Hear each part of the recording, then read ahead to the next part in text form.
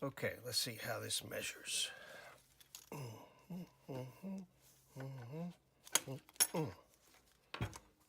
Come on.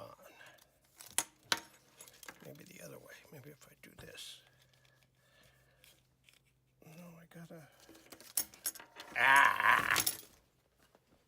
Maybe this will work better. Let's see. Nope. The other way? Okay, start right there on that freckle. That doesn't work either. Okay, so we do this. That's 52. So let's see. 52 millimeters. Now, if I remember my math, is it cosine or sine of 65 over 52? Nah. Do you have trouble measuring your wrist? Are you puzzled about which watch strap size you should order? In this episode, I'll show you how I solved that problem and how I use those measurements to determine what watch strap size I need and how to adjust bracelets to fit properly.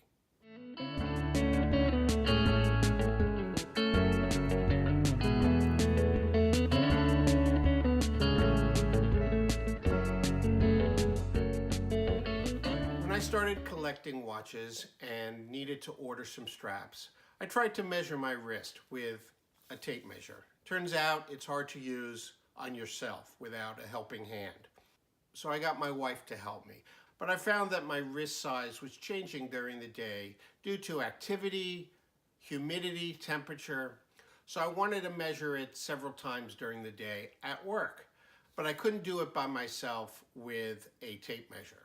And then I came upon a great idea. I found something that's easy to use by yourself any time of the day.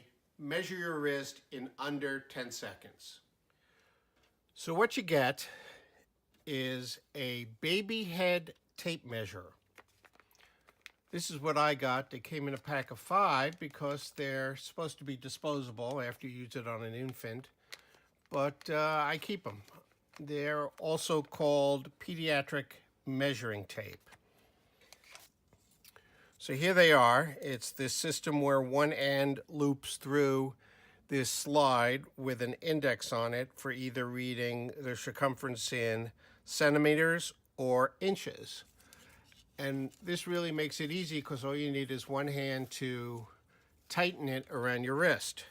You get it in position, and you don't want to tighten it too much. I mean, I can really tighten it down and get my wrist circumference down to 7¼ or as loose as 8½. But you want it to be about how tight you wear your watch. You can see mine's just about 8 inches this time of day, or that's 20.2 centimeters, or 202 centimeters.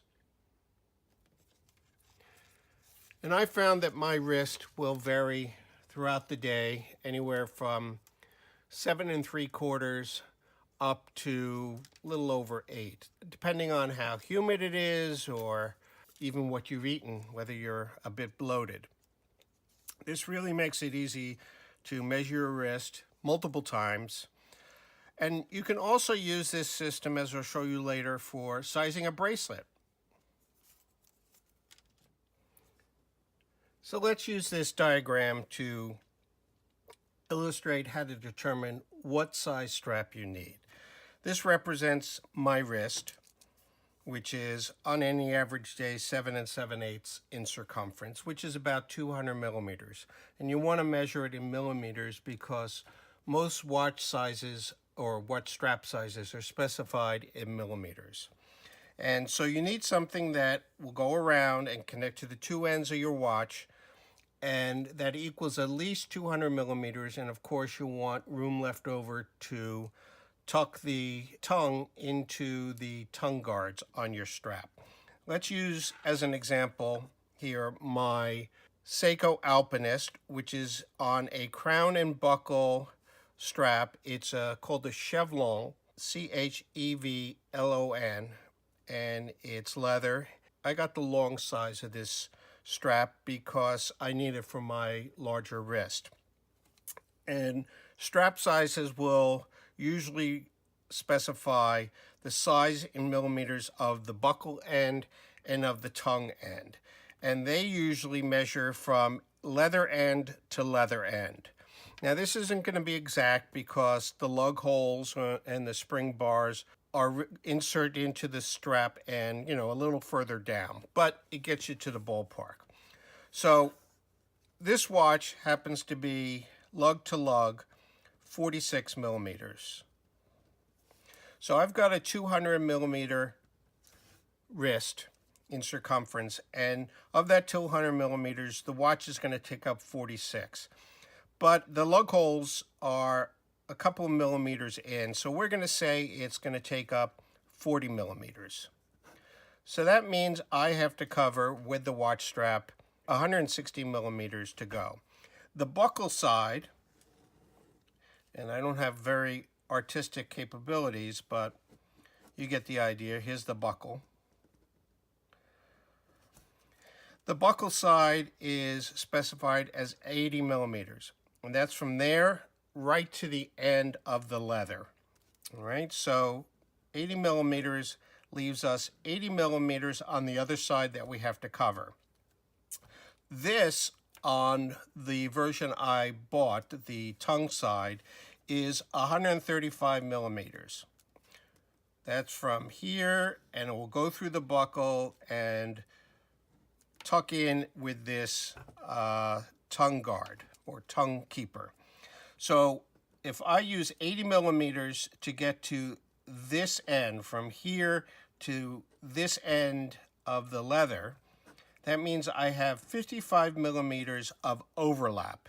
And as you can see from the insert picture, that's about right. I would say, anywhere from 45 to 55 millimeters is what you want as an overlap.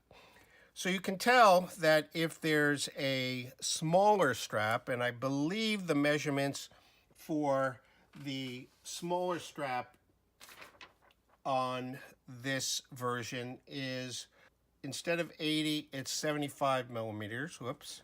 75 millimeters. And instead of 135, it's 120. So you could see I would lose 20 millimeters of overlap. And that would bring me down pretty short on this overlap. So that's why I decided to go with the longer version of this strap.